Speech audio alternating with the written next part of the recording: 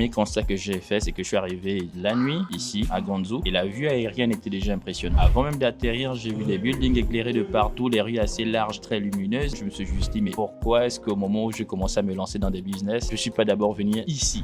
Les amis, on dit souvent les bonnes personnes finissent toujours par se retrouver. Et là, nous sommes avec Adebayo, un frère béninois qui vit à l'étranger, qui nous a contactés et qui voulait tout simplement venir en Chine. Il fait partie également de ceux-là qui ont fait nos formations dans le passé, qui s'est retrouvé aujourd'hui en Chine. Bon, bref, je ne vais pas parler à sa place. Nous allons lui-même le laisser se présenter et maintenant, il va nous raconter un peu son expérience en Chine avec la prestation que nous avons fait pour lui. Et ensemble, vous allez apprécier son expérience. Bonjour Roland, bonjour Daniel, bonjour à tous. Merci de me donner la parole et de m'inviter ici. Je suis Adebayo Liamide et je suis originaire du Gabon et du Bénin. Je suis freelance informatique, j'exerce en France depuis un certain nombre d'années dans les métiers de l'IT. J'ai plusieurs casquettes, réseau, télécommunications et sécurité. Et en parallèle, j'ai des side business dans l'immobilier et aussi dans l'automobile. Donc j'entreprends un peu dans tout ça. Et aujourd'hui, donc, je suis venu en Chine principalement pour faire du sourcing, mais aussi acheter du matériel. Et donc j'ai rejoint le programme d'accompagnement de Daniel et Roland, un programme très intéressant parce que c'est du concret. En fait, ils ont préparé toutes les informations à récolter avant de venir pour que l'expérience se passe au mieux. Et une fois sur place, justement, ils sont présents pour aider ceux qui viennent à atteindre leurs objectifs. Voilà un peu globalement mon ressenti au premier abord. Et maintenant, ça doit faire 3 semaines que j'ai rejoint le programme depuis la France. Je suis venu ici et je vois que après avoir rejoint le programme de Sourcing Academy, les différents formateurs sont vraiment présents et permettent donc, une fois qu'on est sur place, auprès des différents fournisseurs, de pouvoir faire les achats progressivement. Donc, je vais aller plus tard dans les détails, mais voilà déjà un peu la grosse maille qui montre un peu l'accompagnement qui est fait au sein du programme d'accompagnement de sourcing. Ok, alors quand tu es venu en Chine, après avoir vu tout ceci, tu te dis pourquoi je ne suis pas venu un peu plus tôt? Est-ce que tu as ce sentiment ou bien tu es venu au bon moment? Bon, déjà, les premières impressions ont commencé depuis le vol. Moi, j'ai fait quand même pas mal de voyages pour le compte de mes clients et le premier constat que j'ai fait, c'est que je suis arrivé la nuit ici à Guangzhou et la vue aérienne était déjà impressionnante. Avant même d'atterrir, j'ai vu des buildings éclairés de partout, les rues assez larges, très lumineuses et ça change quasiment par exemple du cadre qu'on a rien qu'en région parisienne et où même le périph' n'est pas si éclairé que ça, machin. Les autoroutes pas si éclairées que ça et là, de la vue aérienne, tu te dis waouh, je suis en train d'atterrir dans un pays où tout est gigantesque. Et une fois arrivé, je me suis dit ah ouais, ici ça pourrait aller vite parce qu'il va y avoir des opportunités, mais j'étais patient d'aller sur le terrain et de voir ce que ça va donner. Et donc dès le premier soir, petite balade et dès le lendemain, aller commencer à tâter le terrain. Et avant même d'arriver à la fin du programme, je me suis juste dit mais pourquoi est-ce qu'au moment où je commence à me lancer dans des business, je suis pas d'abord venu ici? Et en plus, ça faisait pas si longtemps que ça fait moins d'1 an que je suis allé en Corée faire des achats de véhicules. J'ai pris des containers là-bas que j'expédiais. Je me suis dit mais pourquoi ne pas avoir fait le sourcing ici avant d'aller en Corée?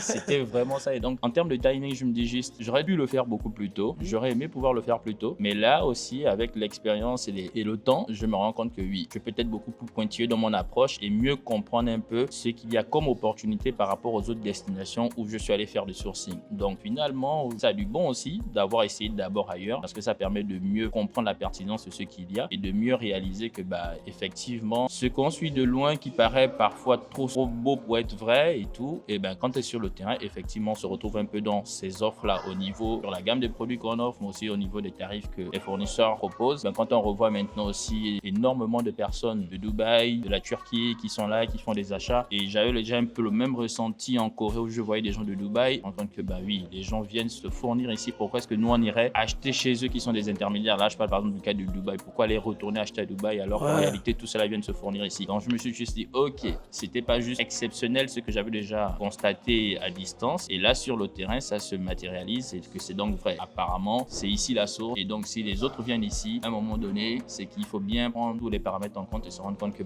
la vérité se trouve certainement là. Alors moi j'aime souvent prendre l'impression de ceux-là qui vivent en France parce que généralement ceux qui vivent dans le contexte européen, vous avez une vue plus ou moins biaisée de la Chine. Aujourd'hui quand tu vois le peuple chinois, comment les gens vivent et autres, la manière dont tu t'es senti ici, l'expérience avec les Chinois, j'aimerais bien que tu donnes tes ressentis ressenti et une petite comparaison pour amener les gens à être beaucoup plus ouverts d'esprit parce qu'on voit sur les réseaux d'autres nous insultent carrément. Bon, c'est vrai que l'image de la Chine n'est pas toujours flamboyante vu de les médias extérieurs et tout, mais il y a un travail à faire sur soi-même pour comprendre un peu la réalité du terrain. Quand on est encore en Afrique, effectivement, il y a cette propagande qui laisse croire que du made in China, c'est quelque part de la merde, mais en réalité, tout ce qu'on consomme est majoritairement même en provenance de là-bas. Même les produits qu'on nous vend à partir des pays d'Europe sont fabriqués et juste montés en Europe. Et donc, quelqu'un qui vit déjà en Europe et a une certaine éveil culturel se rend compte qu'à un moment donné, il semble que ce qu'on véhicule comme information n'est pas forcément vrai parce que vestimentaire, cosmétique et aussi high-tech et tout ça, on se rend compte que beaucoup de produits viennent de la Chine et on voit du made in China surtout. Et donc, ça inonde le marché européen. Même sur le marché automobile, on se rend compte avec les voitures électriques aujourd'hui au point où l'Union européenne est en train de mettre des mesures en place pour essayer de limiter l'importation des véhicules électroniques. Donc, c'est même pas un souci contre la technologie des gares qu'on dit c'est pas adapté au marché ou ce n'est pas sécurisé pour l'usage sur le sol européen, mais c'est juste ces équipements-là, ces trucs-là sont si efficaces que le consommateur final, il trouve son compte aussi bien en termes de qualité qu'en termes de prix. Donc, l'image est tout de suite déconstruite. La Chine, c'est pas de la merde, c'est pas un pays où les produits sont faits de mauvaise qualité ou de moins bonne qualité que l'Europe. Au contraire, l'Europe se fournit aussi ici. C'est donc une question de spécification. Pouvoir mentionner à ces différents fournisseurs les spécifications de ce qu'on recherche et même à ses interlocuteurs ou ses fournisseurs afin que le produit le plus adapté à ton portefeuille soit construit et ça respectera les normes que tu as définies en fait. Donc moi, ça c'est mon ressenti global et après, comme expérience aussi dans la rue et avec le peuple ici, je me rends compte que en fait, en ouvrant le portrait d'un pays où tu peux avoir des représailles facilement pour tout et c'est incroyable comment tu te rends compte que ils peuvent être tout de suite social quand ils se rendent compte que tu parles leur langue ou que tu maîtrises à peine 2 ou 3 expressions et tout de suite ils te sourient et ils deviennent joviales. En fait, ils adorent voir les étrangers parler leur langue et ça faut dire merci. Oui, même si c'est juste pour dire merci, ils te disent mais tu dis ça très bien et tu parles bien, mais c'est incroyable en fait. Tu sens qu'ils sont bienveillants. C'est juste que contrairement à l'Europe ou particulièrement le cas de la France où tu rentres dans un commerce, ils sentent qu'ils ont une obligation de sourire, de faire semblant de bien t'accueillir. Ici, ils sont pas dans ces mêmes codes-là, mais l'interaction est plus concrète et plus réelle en fait. Donc une fois que tu discutes avec la personne, tu sens qu'il y a moyen de communiquer, par exemple pour ceux qui parlent anglais aussi, automatiquement pendant tout le trajet, il te raconte sa vie, il te parle très très bien, chose que tu te dis Et pareil aussi, les vendeurs ils font l'effort de s'adapter au client qui est en face. Quand ils sentent que tu es français et tout le reste, ils connaissent au moins une ou deux expressions, ils n'hésitent pas à directement chérir là-dessus. Par contre, ce qui m'a le plus marqué positivement, c'est comment on te considère dès que tu rentres dans un milieu, dans un établissement et tout. On ne cherche pas à savoir ce que tu aimerais acheter, quel est le prix et tout le reste. On t'accueille comme si tu étais prête à faire une grosse commande. C'est quand même hallucinant au point où quand tu pars, tu n'as rien acheté ou si tu as pris juste un seul produit ou deux, tu te dis mais franchement, vu l'accueil et tout le reste, ça aurait été bien d'acheter beaucoup plus. En fait. C'est comme si tu culpabilisais de repartir avec cette quantité limitée là parce que on t'a accueilli comme si tu étais prêt à acheter tout un stock en fait. Et ça, même quand tu as demandé le produit le plus bas prix et tout, ils continuent à t'accorder le même intérêt. Et c'est étonnant en fait. C'est étonnant. Et aussi au niveau des magasins et des établissements automobiles et tout le reste, je me rends compte qu'une fois que la porte de l'enseigne est ouverte, qu'importe l'heure, tant que la porte de l'enseigne est ouverte, tu rentres, il t'accueille tranquillement, tu commences à regarder les trucs et il vient, il se rend disponible. Donc il est présent sur son lieu de travail, il fait son travail, n'importe l'heure et il est vraiment à la disposition des clients qui arrivent. Et tu arrives en babouche, tu arrives en t-shirt, tu arrives en quoi, il n'en a regarde pas la tête du client. Voilà, il n'en a rien à foutre et automatiquement il est disponible pour toi, pour ce que tu recherches. C'est très bien en fait. Vraiment ça me fait plaisir de t'entendre le dire parce que souvent quand on le dit, les gens ont du mal à croire pensant que nous sommes en train de vendre du rêve.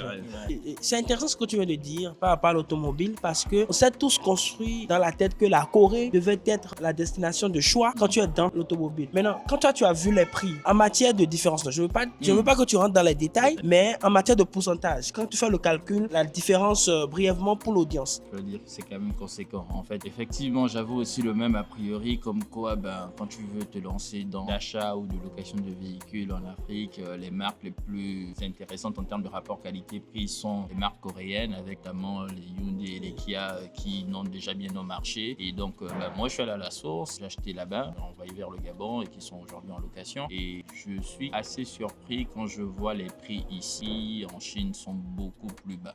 En termes de proportion, quand on va sur des modèles de quasiment la même année, au niveau des véhicules anciens, ceux de moins de 5 ans, on est facilement autour de 15% à 20% moins cher. Donc, ça change beaucoup de choses. Et ce qui est le plus incroyable aussi, au niveau des tarifs du neuf, même sur le neuf, en fait, ici, ils sont beaucoup moins chers que la Corée. Et là, on se demande comment c'est possible, en fait.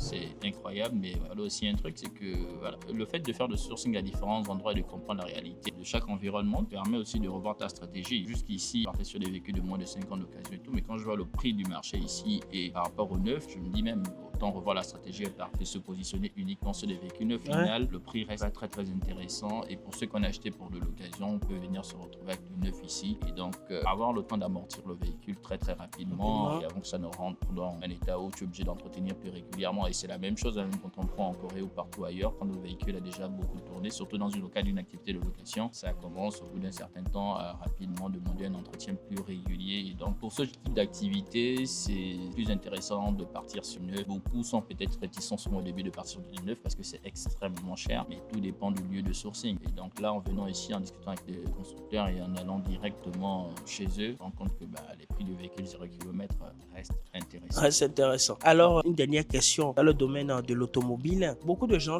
ont une mauvaise appréhension de la marque chinoise, de Made in China, même si dans quelques pays aujourd'hui en Afrique, ça prend. Et tout à l'heure, on discutait, tu m'avais parlé des marques qui t'ont intéressé comme Photon pour les pick-up et en neuf. Donc aujourd'hui, quand tu vois le niveau de qualité, les gabarits, tout ce qui s'ensuit, le service après-vente, tout ça, quelles sont tes appréhensions du Made in China? Parce qu'on voit les voitures coréennes ici, mais on parle peu des marques chinoises qui sont selon moi une pépite. Et donc, quelles sont tes appréhensions? Franchement, visuellement, ces véhicules-là sont d'un standing incroyable. En fait, elles sont full équipées, très très bien. Mécaniquement, là, j'en ai pas encore dans mon parc aujourd'hui, mais par curiosité, j'ai pris le temps de regarder un peu des tests très très très approfondis sur YouTube de certains modèles de véhicules tels que le Photon qui m'intéressait et tout, le pick-up. Et donc, c'est des voitures de tout terrain qui rivalisent très très très bien avec toutes les marques qu'on connaît et qui ont des standings visuels, on pourrait dire, de qualité premium, mais qui sont vraiment à des tarifs accessibles et avec tout le système électronique embarqué. Et donc, vu que c'est fortement utilisé ici, c'est fortement utilisé dans d'autres pays d'Afrique et que tous les tests qu'on regarde des personnes qui le font, qui sont spécialisées dans les tests des véhicules lorsqu'ils sortent et tout le reste, montrent que ces véhicules-là sont très très fiables. Il n'y a aucune raison d'avoir des a priori. Pareil aussi, même sur les engins, parce que là aussi, lors de mon sourcing, je suis venu sur les engins lourds. On a toujours, pour le marché africain, majoritairement essayé de chercher des Caterpillar pour les tractopelles et tout ça. C'est Caterpillar qui domine le terrain. Mais aujourd'hui, je me rends compte que non, ici, sur le marché, il y a XCMG qui est là et qui propose aussi des engins lourds de qualité très très fiable à des prix qui sont quand même intéressants, au point où de personnes, même des Américains, viennent se fournir ici pour expédier chez eux et revendre sur le marché. Et là, on s'est dit, mais c'est incroyable. Ah non, mais attends, j'espère que tu viens de dire quelque chose que les gens n'ont pas compris. Tu sais, moi, les engins lourds, c'est mon dada. Depuis quand on parlait, je te disais, Caterpillar, oui, leader mondial avec tout ce qu'on connaît, l'histoire, tout ça, on ne peut pas nier. Mais aujourd'hui, les marques comme CMG, comme Chantuy, Sany, tout ça, les marques chinoises sont en train de dominer le monde, que ce soit dans les mines, dans la construction des voies, tout ça. Et toujours, quand je le dis, quand les gens ne viennent pas toucher du doigt, quand ils ne viennent pas en Chine pour voir le niveau, parce que je dis toujours, regardez les gratte-ciel, le niveau d'infrastructure des Chinois. S'ils n'avaient pas de machines de qualité, comment ils vont le faire comment? C'est vrai, même si vous allez voir des Caterpillar, certains Caterpillar sur le marché, mais les Chinois, dans les machines lourdes, ils ont gagné tellement d'expérience parce que quand il y a eu le boom de l'immobilier, toutes les grosses boîtes, Komatsu, Caterpillar, se sont installées en Chine depuis des années et les marques chinoises internes sont devenues plus matures. Aujourd'hui, quand on fait les comparaisons sur les sites de comparaison des engins, quand tu vois Caterpillar, tu vois une CMD. En même temps, tu le bats sur le prix dominant. Côté performance, n'en parlons pas. Donc, il faut répéter aux gens. Tu sais, il y a un truc qui, moi, parfois me froisse un peu parce que je suis allé au BOMA. Le BOMA, c'est la plus grande foire des machines lourdes au monde. On le fait en Allemagne, on le fait également en Chine, à Shanghai. J'ai rencontré des Turcs, j'ai rencontré des Américains et autres. Et on a eu cette discussion. Les gars me disaient qu'ils ne comprennent pas que l'Afrique a un vrai blocage sur le Caterpillar. C'est carrément une religion pour eux. Tant qu'ils ne voient pas 4, ils ne sont pas à l'aise du tout. Et du coup, quand tu proposes autre chose, vu que l'investissement elle est lourd, ils sont prêts à payer plus cher, mais ils vont prendre des trucs très loin, quoi. Et on parlait par exemple des tractopelles où ils me donnaient les prix auxquels ils vendent à des Africains, les prix auxquels ils vendent au Burkina, un peu partout, au Soudan, même au Bénin, tout. Et c'est un Turc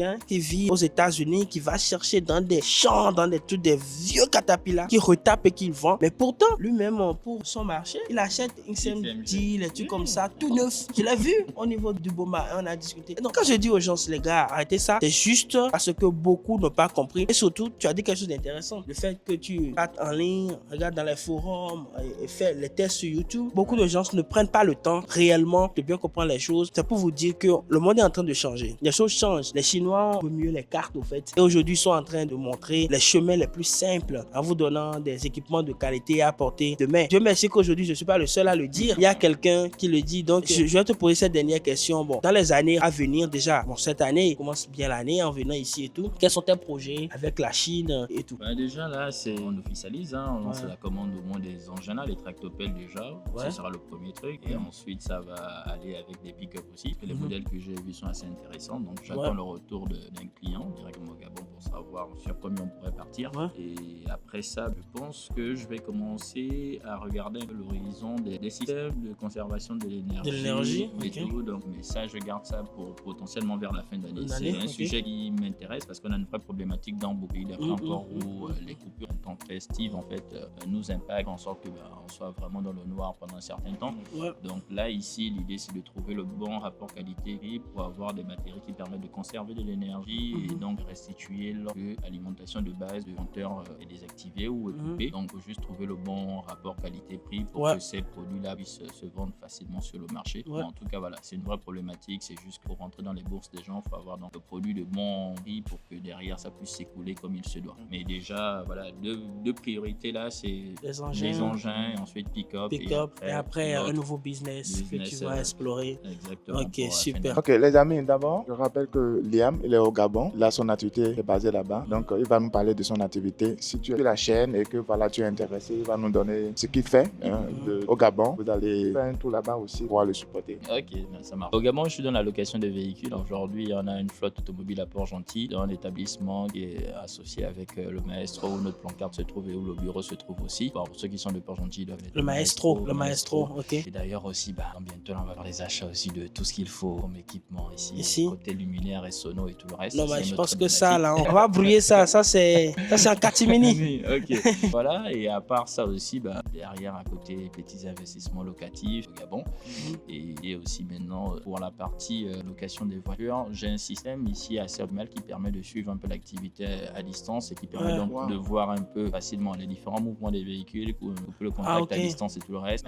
Une application, un tracker GPS permet de tout voir. Au-delà de ça, c'est rattaché à un système de comptabilité qui permet de savoir un peu les chiffres réalisés au niveau de l'activité. Donc, ça permet de suivre la performance de l'activité dans sa globalité, mais aussi de chaque véhicule en sachant un peu précisément quel est le coût d'achat, quelles sont les charges du véhicule et donc quelle est la recette déjà réalisée, la recette nette réalisée sur le véhicule et tout le reste. Et derrière, elle est donc la rentabilité réelle de la voiture, voir le taux de rotation donc de la voiture en question pour savoir si par rapport aux autres véhicules ça se loue relativement bien ou pas. Pour voir la performance. Voir la performance dans sa globalité, en temps réel et tout le reste. Et aussi pour savoir quelles sont les charges que porte la structure en fait. Donc les charges locatives, charges d'employés, charges de réparation, les différents trucs. Et tu peux donc facilement voir en fonction des différentes périodes, tous les filtres qui peuvent t'intéresser, savoir précisément quelles sont les réalités de ton activité sur la période donnée. Parce que quand on pilote un business à distance et qu'on ne saisit pas rigoureusement toutes les données, on se base simplement sur un ressenti. On a le ressenti que ça marche bien ou que ça ne marche pas si bien, mais c'est pas suffisant pour réellement savoir où est-ce qu'on en est. Il n'y a rien de plus précis que d'avoir toutes les informations saisies dans un système et de voir à tout moment savoir précisément où est-ce qu'on en est. Par exemple, quel est le résultat du mois de février par rapport à celui de mars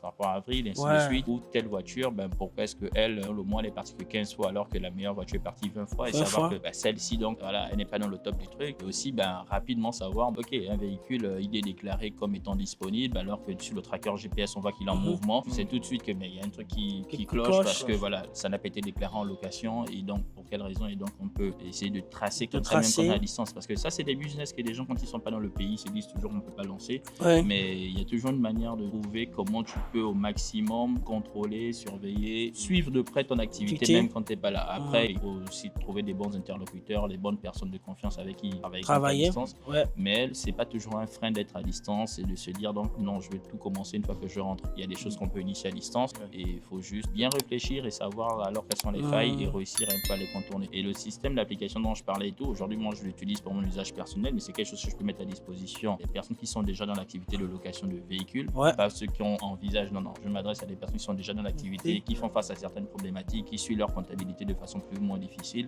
Justement, c'est l'occasion de discuter avec eux et savoir précisément quels sont les points qu'ils aimeraient résoudre dans les médias, quels sont les problèmes auxquels ils sont confrontés. À partir de là, dimensionner l'application, qu'elle réponde précisément à leurs besoins et ensuite présenter aussi des fonctionnalités plus intéressantes que moi j'utilise dans mon cadre à moi. Dans ce business, ça, chacun a son approche, comment il veut suivre les trucs, comment il gère. Donc c'est toujours bien d'abord de connaître le besoin de la personne, la problématique auquel il fait face avant de mettre à disposition la solution.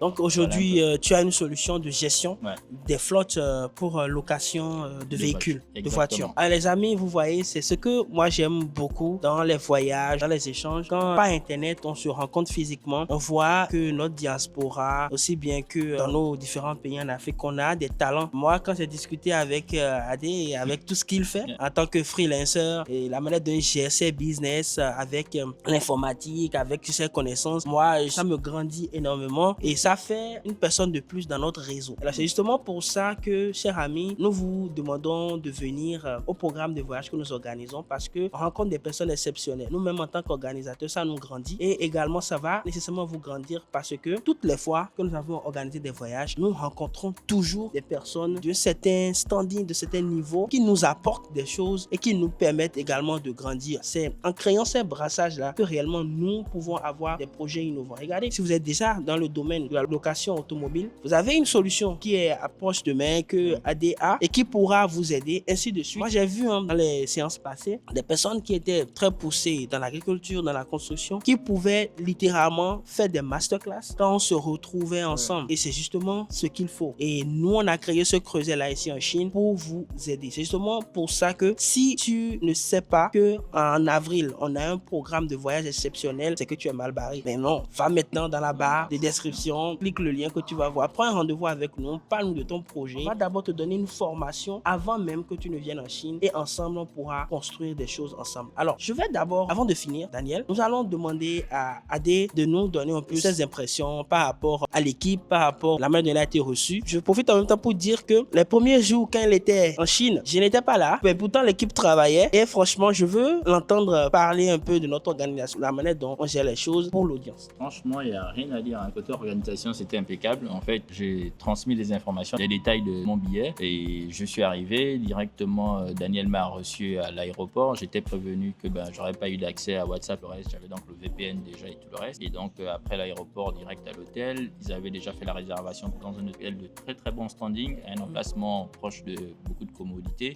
Vraiment pas mal, franchement. Tout de suite, je me suis dit, ah ouais, on n'a même pas échangé sur les différents détails, mais ils ont fait les choses comme il se doit. Et surtout que là, moi, je viens pas au sein du programme d'accompagnement et tout le reste. Moi, je suis venu parce que voilà, j'ai une opportunité. Là, j'étais au Laos, qui est à 2 heures d'ici, pour une intervention. Et donc, j'ai profité pour venir et l'équipe s'est mise à disposition pour m'accompagner dans ma démarche de sourcing et d'achat pendant mon séjour. Et donc, ça, c'est incroyable. Et dès le lendemain matin, on a commencé à faire le tour de différents lieux qui suscitaient mon intérêt, que j'avais précisé, et les lieux les plus importants que je voulais déjà visiter. Et donc, il était totalement disponible, m'accompagner toutes les étapes et me permettre de collecter les informations. Et ça, c'est quand même assez incroyable parce que mon séjour a duré précisément 1 semaine. Et sur les 1 semaine, chaque jour, on arrivait à travailler un maximum de temps, rencontrer les différents fournisseurs, aller dans les ateliers et tout, regarder un peu les produits qui m'intéressaient. Et je me suis dit, franchement, c'est du concret. J'imaginais même pas qu'ils auraient pu être autant disponibles que ça lors de mon passage, en fait. Parce que j'ai rejoint le programme, ça remontait pas très longtemps, ça faisait quasiment 3 semaines avant que je n'arrive. Je suis arrivé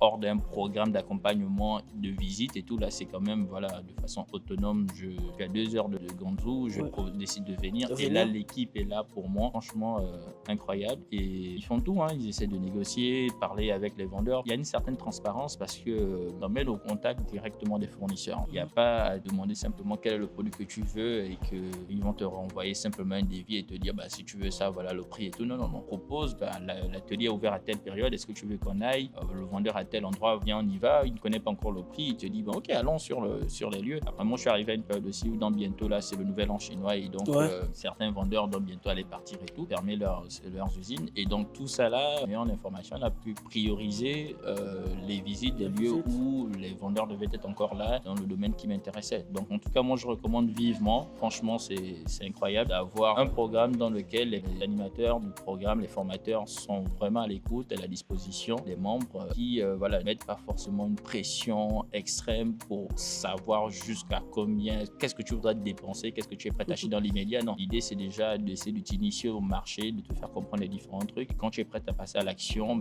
automatiquement tu as tous les éléments, surtout parce que sur le programme de la formation, les éléments sont déjà annoncés. Mais là, en venant encore réellement sur le terrain, tu te rends compte que oui, c'est concret et tu peux mettre juste en pratique ce que tu as appris et tout de suite opérationnel. Par exemple, même Daniel lui-même, il était surpris de se rendre compte que je arrive, je connais déjà Alipay qui fonctionne bien correctement et dès que WeChat, ouais, j'ai déjà WeChat installé, donc quand il m'envoie les contacts d'un fournisseur, il veut m'envoyer des trucs, je reçois ça instantanément, il me dit mais comment tu as fait? Alipay, et ensuite je lui demande quelle est l'application de VTC qu'ils utilisent ici, il me donne le nom, Didi, machin, travel, et j'ouvre Didi, allez, prochaine fois je lui demande, allez, je te rejoins où? Il me donne une adresse, j'arrive, il dit mais non, mais non. En fait, on est totalement autonome. On est vraiment autonome. L'équipe est là pour nous accompagner mais on devient rapidement autonome et ça c'est très franchement, j'apprécie l'expérience. Je m'attendais pas du tout à ça. Je me disais ils auraient pu se rendre disponibles 1 ou 2 jours maximum pour me donner un peu les tips afin que je puisse me déplacer d'un point A à un point B et pouvoir contacter les vendeurs. Et là c'était tout autre chose. C'était un accompagnement sur mesure, mise à disposition complète. Et même après les journées de sourcing et tout le reste, aller prendre des verres. Franchement non. Moi je recommande vivement. Leur programme c'est.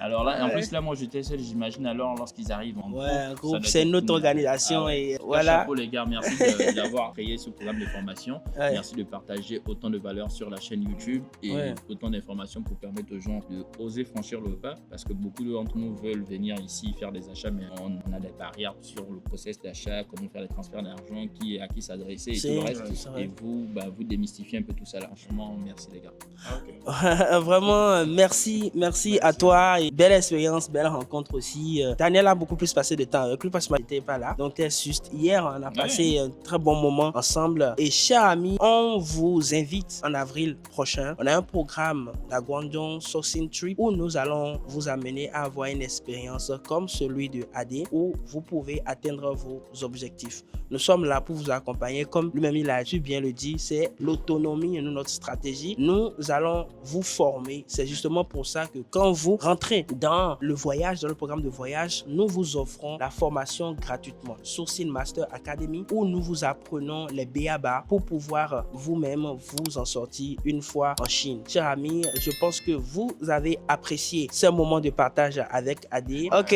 Adé a tout dit. Alors les amis, ciao, merci et on se retrouve de l'autre côté.